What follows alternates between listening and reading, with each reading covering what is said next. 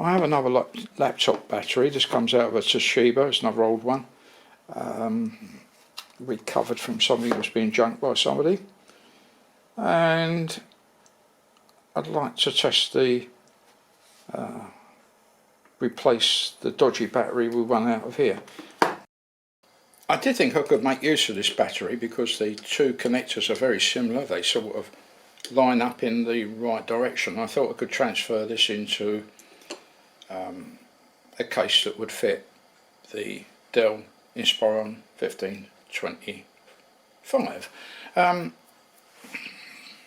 These two connectors, although they look alike, are dissimilar enough to know that one won't fit into the other. So this is a Toshiba, this is the Dell, and this connector, although it's got the same number of connections etc, looks identical, isn't identical, and won't fit in to the Dell. So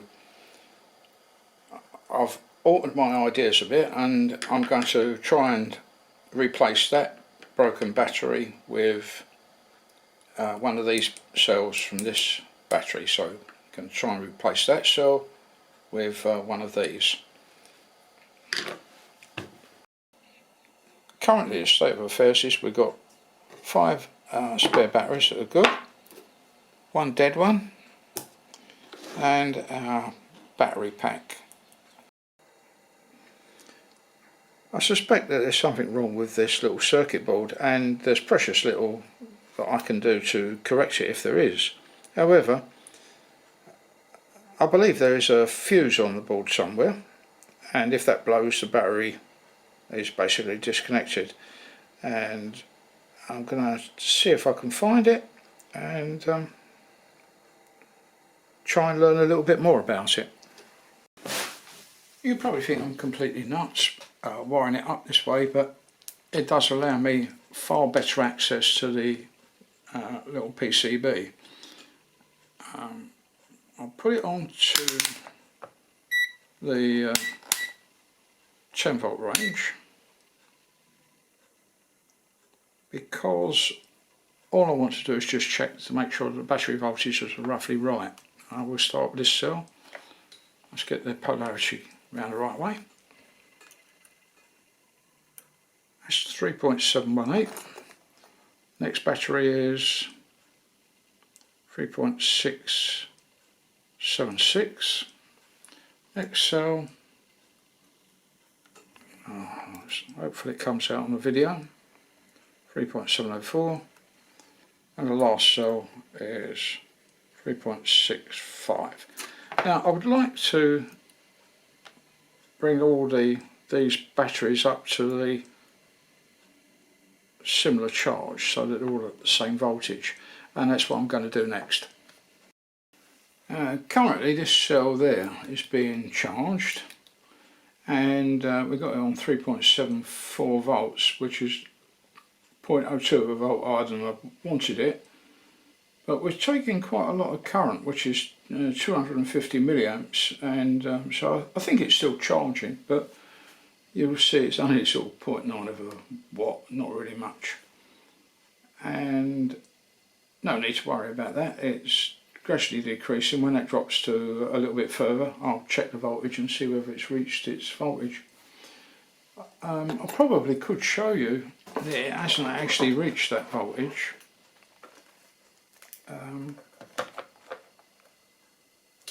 We've got the meter there. Let's take that off. And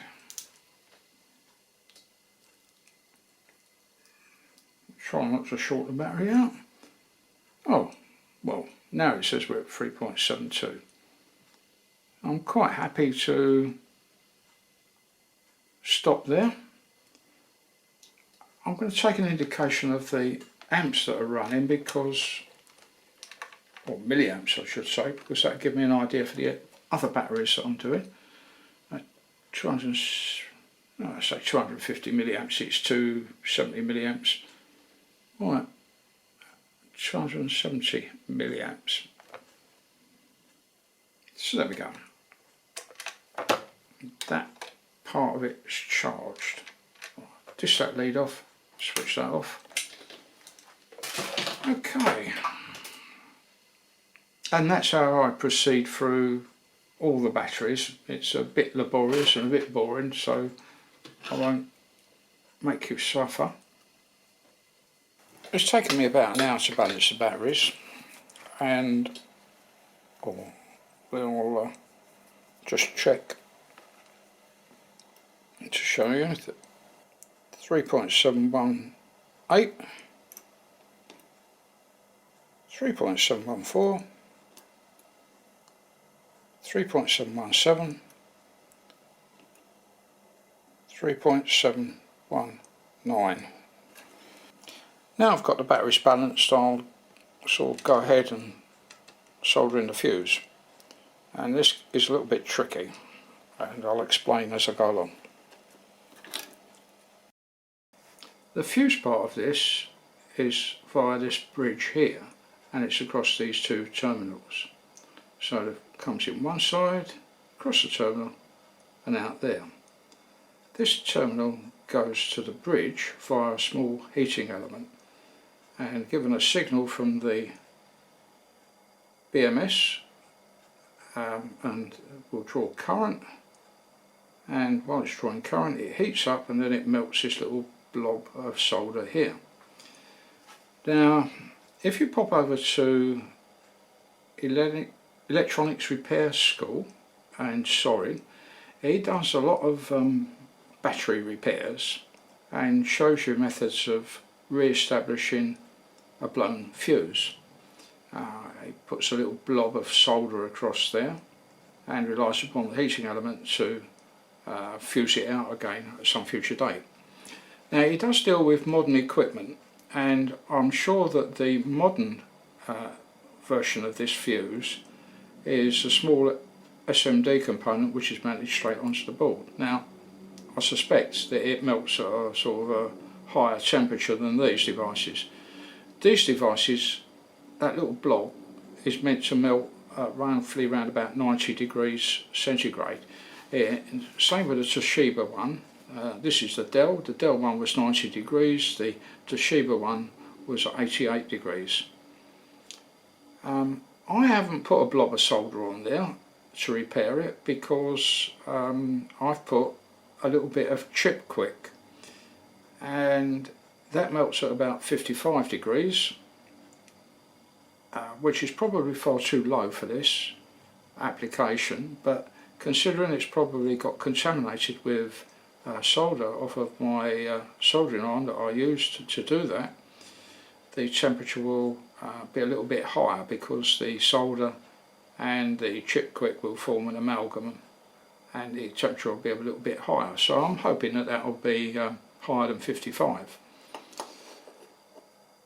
Now this one got blown when I removed it from the board.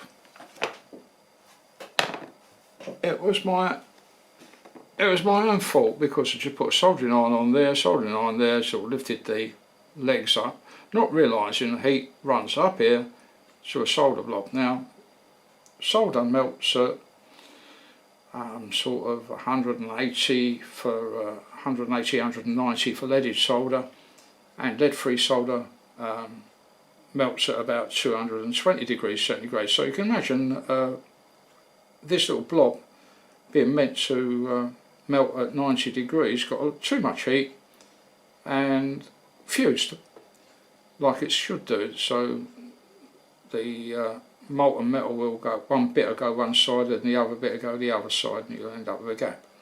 That's how it works. I could get a replacement fuse, but the only value that I can obtain today is 139 degrees centigrade. It's not like the original. So but the object is not to repair this, it's to learn from this, and this is all part of the process. I will solder this back in, and we need to sort of put a bit of a heat sink on this while we're soldering so that we don't damage the fuse itself, and I'll show you how I did that.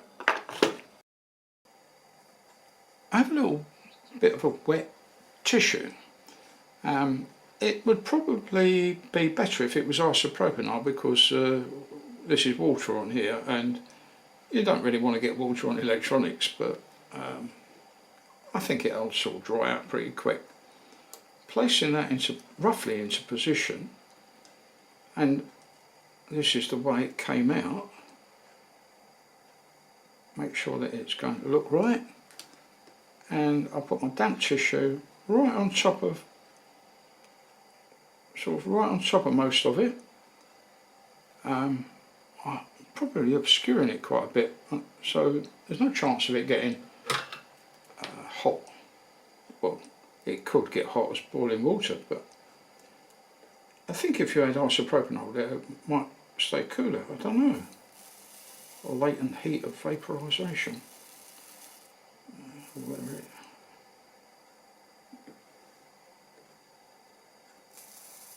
that one leg done. I've set my soldering iron temperature to 250 degrees, and I'm using leaded solder for the job, so hopefully all will be well. I'll just take a little bit more. Now, sadly, I'm sort of squeezing water out now, and it's getting onto the part of the circuit that I don't want it to get onto, which is the bit I want to solder. Holding that down again. Oh me, that got hot.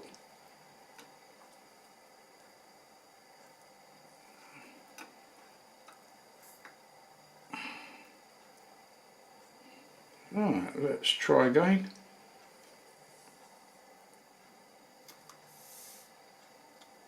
Hopefully that's soldered. We'll wait for it to cool down. And hopefully that leg is soldered. Okay, my soldering's not neat. There's no flux involved, which would improve things a bit. And hopefully the fuse is still intact. Well, we won't know this until I sort of going to test it. Right. I don't like it sitting. I'm just trying to raise it up a little bit so that we can, well, once it's sitting down so tight.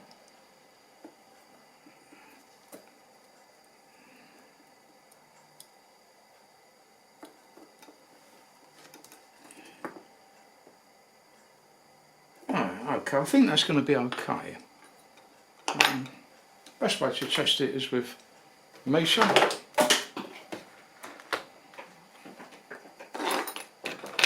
Well, hopefully you'll hear the beeps. I should get a continuity across both of these terminals, which is good.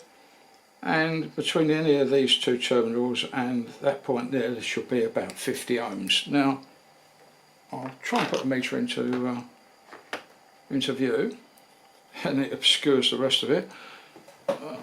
How can we do it? Let's just chuck it on there. Let's see if. No, you can't really see the meter.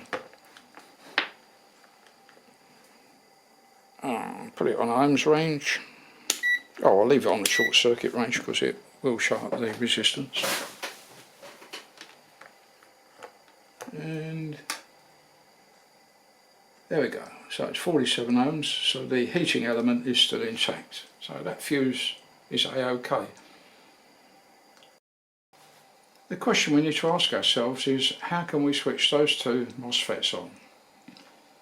And I have seen on YouTube people connecting between the positive end of the batteries and putting it onto the positive terminal of the connector, and that is something I'm now going to try. Excuse odd bit of wire. Right, let's make up a bit of wire for that. positive end of the battery pack, negative end which is the ground end. I've got a small little blade sitting in there to make up to the battery plus out of the battery, and I've got a voltmeter here and we'll just check the voltages, get the polarities right, and you should see 14.86 on the meter. If I go on the connector, which is, I hope it's in circuit, it's this one, there's no voltages. The theory goes that if I touch it on here, that it'll get these MOSFETs to switch on and the battery will be re-established. That's the theory, and you've got to be aware that when you see things like this on the internet, there are such a bunch of clowns out there that sort of doing it for views and saying, oh look, this works and that works. Well, I'm not expecting it to work. So let me try. Short it on there. Oh, let's leave it on there for a sort of 1, 2, 3, 4, 5, 6, 7, 8, 9, 10. That's good enough. Bring the battery back in, and really, yeah, really, yeah, absolutely nothing. Let's grab hold of it properly.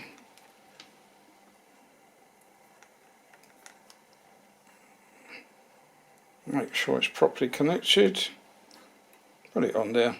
Exactly as I thought. Nothing. What a load of bozos. Right, what can we test?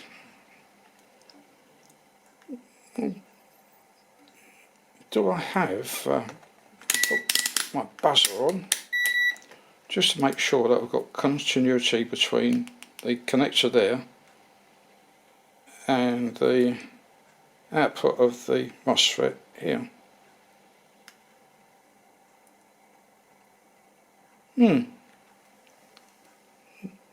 Doesn't seem like it.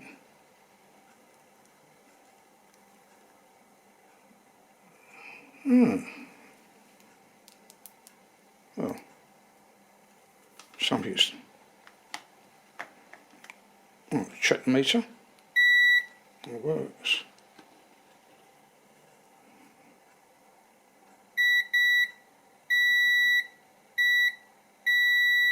Yeah. So, broadly speaking,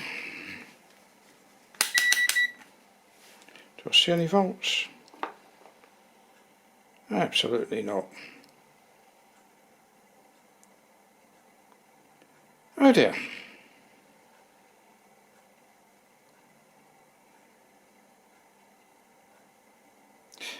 So, from here on guys, I need to find out how to switch those MOSFETs on, and that'll have to be the subject of I'll cover another time. But this method didn't work, not on this one. Let's try it just one more time.